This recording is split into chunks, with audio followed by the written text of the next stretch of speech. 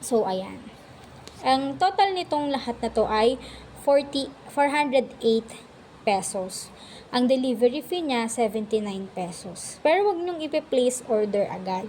Kasi, gagamit tayo dito ng discounts. Ayan. Pindutin lang natin yung use offers and discounts. So, ito makikita nyo dito, 30% off, maximum to 250 pesos.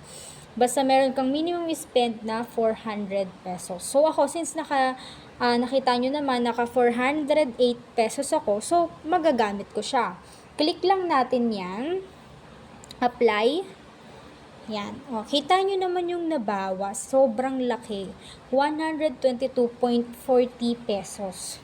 So, bawi yung delivery fee, may bawas pa dun sa pinakabibilhin mo. So, yung naging total na lang niya ay 364.60